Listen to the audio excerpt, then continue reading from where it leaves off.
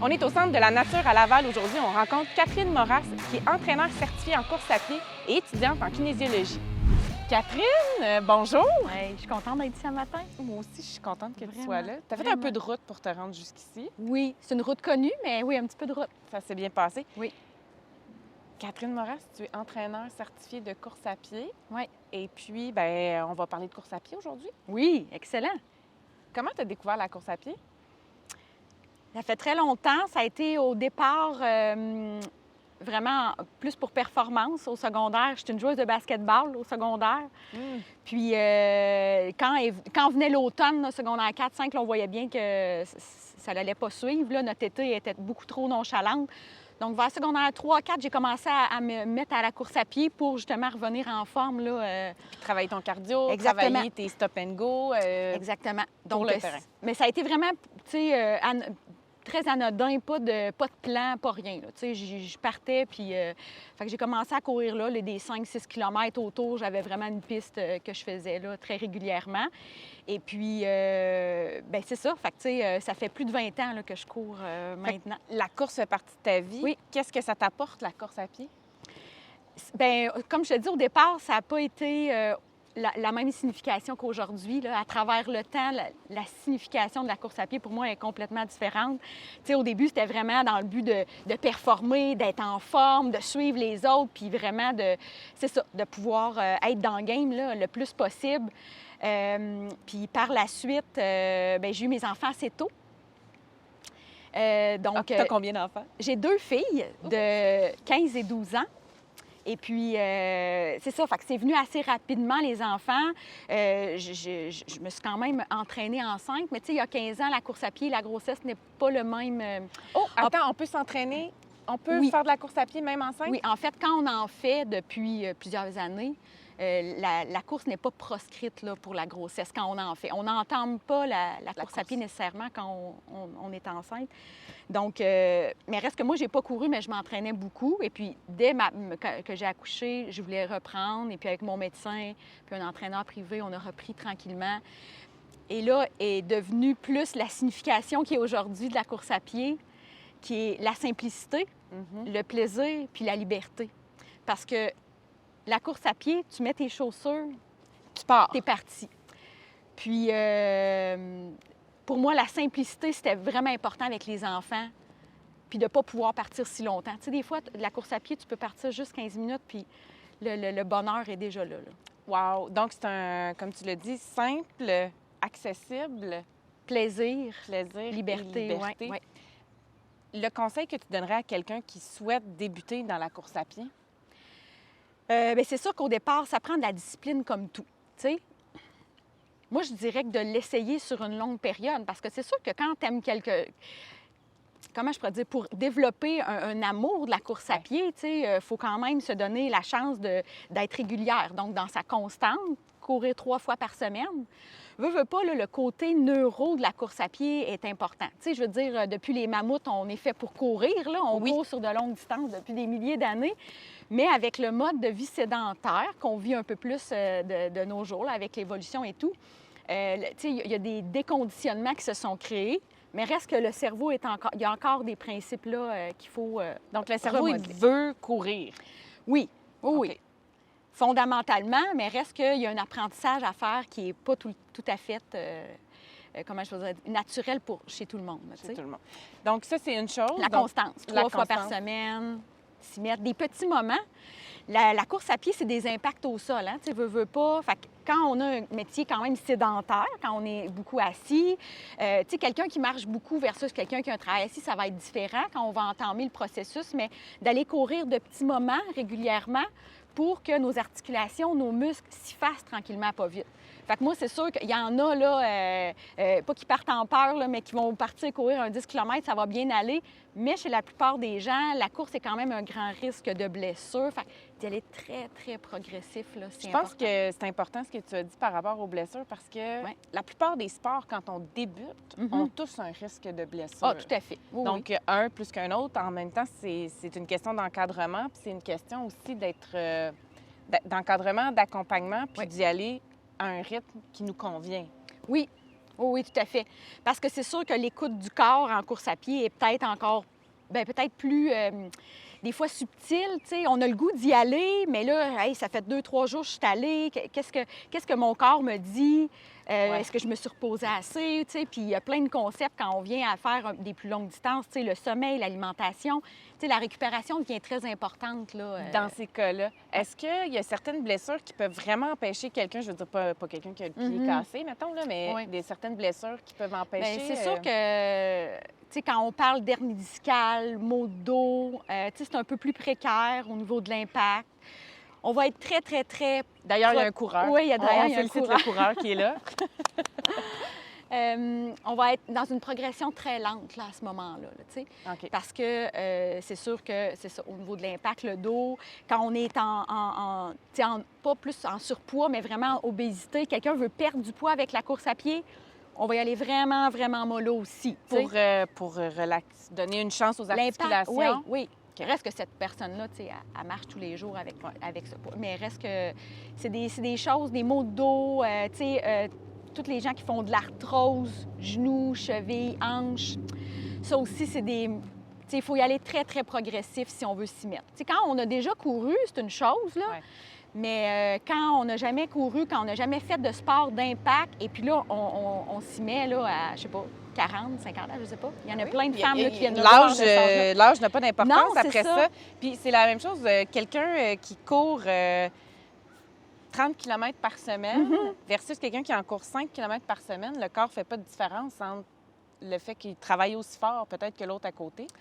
Bien, tout dépendant. Là, c'est sûr que le volume a quand même de l'importance. Là, oui, c'est sûr que, tu sais, bien, mettons, si tu parles de 15 à 30, il y a quand même, l'impact est différent. Fait que souvent, ta semaine va être différente aussi dans tes distances, dans ta stratégie, en fait, là, de niveau de difficulté, ta longue distance, tes intervalles. Puis on s'entend Donc, qu'on n'a pas besoin d'être un athlète pour décider non. d'avoir des intervalles, puis décider d'avoir un plan, puis de prendre plaisir à jouer avec ça dans son Bien, je pense quotidien. que tu viens de dire le mot, en fait, c'est de prendre plaisir.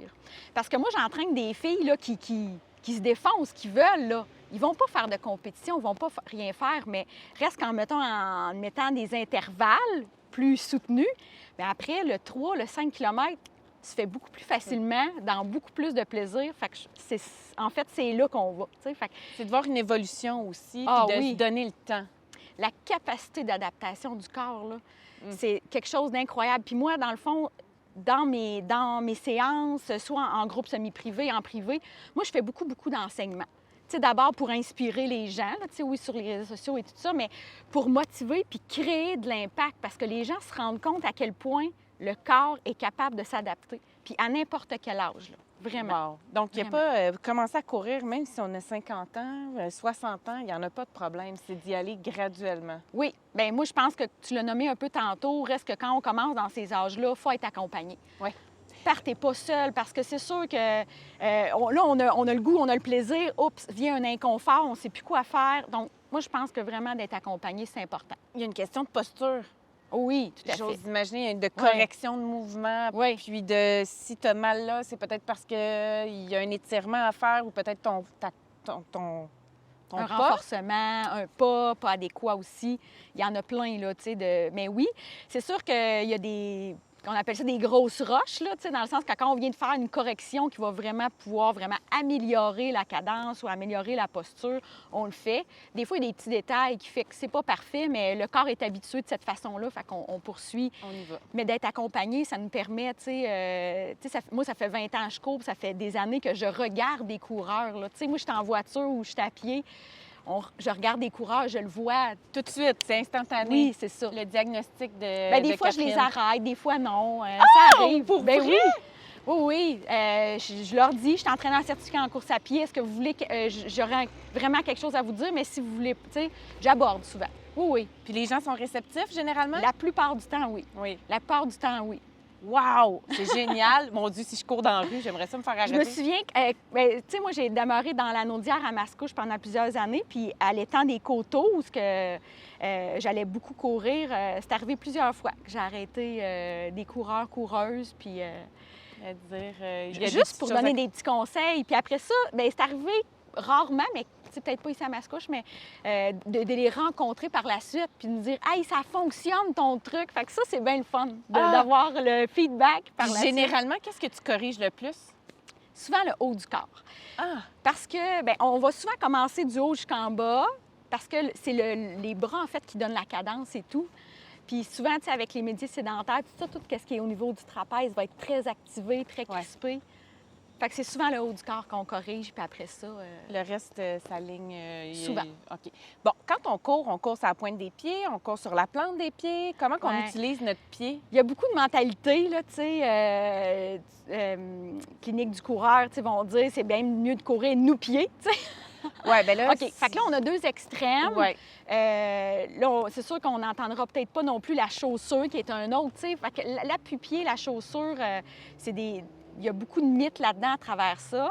Reste que quand on fait de très grands pas et qu'on atterrit sur le talon, l'impact au genou est énorme, tu sais.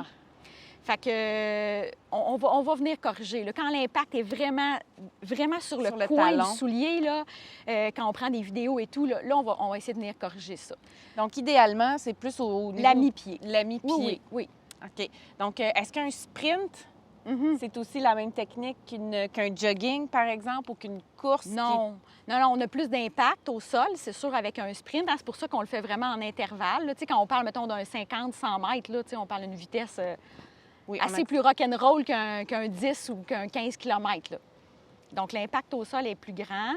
Puis, l'appui-pied, c'est surtout dans l'inertie du départ. Tu sais, je leur dis, essayez d'accélérer votre mouvement au lieu de partir en grand. Tu sais, moi, je n'entraîne pas en athlétisme, là, au 100, 200 mètres, mais admettons, mais quand on fait des intervalles très courts, bien, c'est beaucoup dans l'inertie de se laisser aller avec la gravité puis d'accélérer le pas, là. D'accélérer au fur et à mesure pour aussi découvrir son mouvement, être très attentif. Oui. Mais c'est les bras, encore là, c'est un bon secret pour faire... plus les bras vont bouger rapidement, tes pieds suivent. Tu sais, essaie de courir les bras collés sur ton corps, là.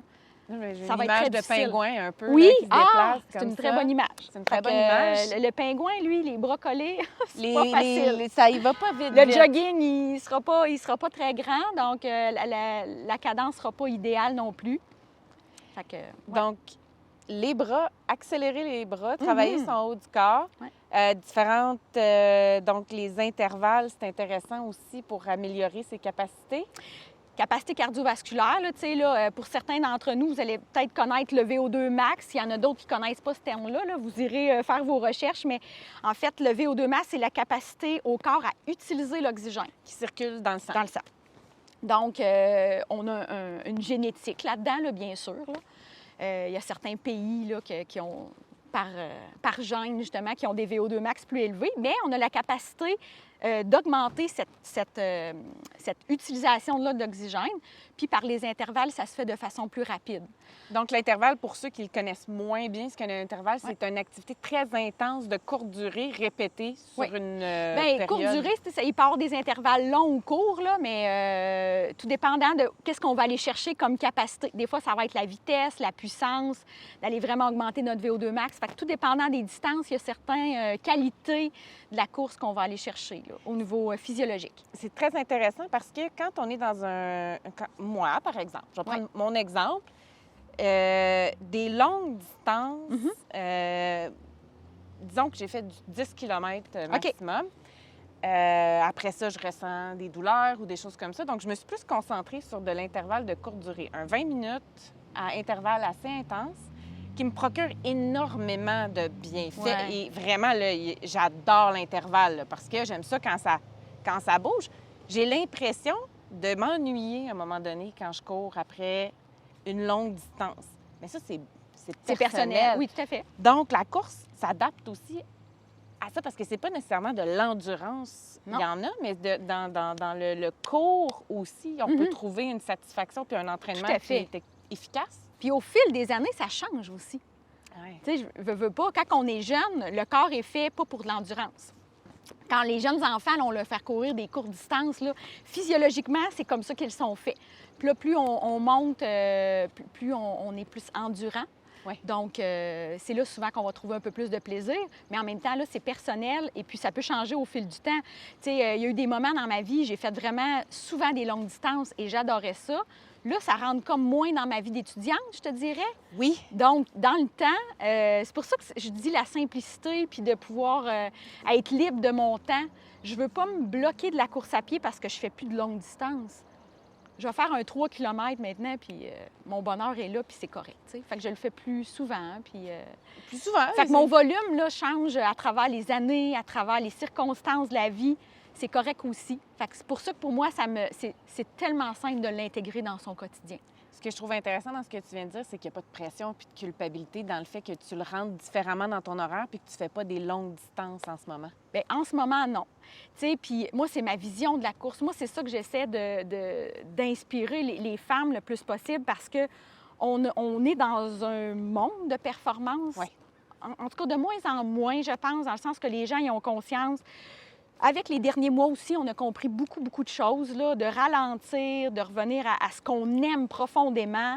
Et puis, pour moi, c'était important de transmettre ces valeurs-là, de simplicité, de plaisir, de ne pas se mettre de pression.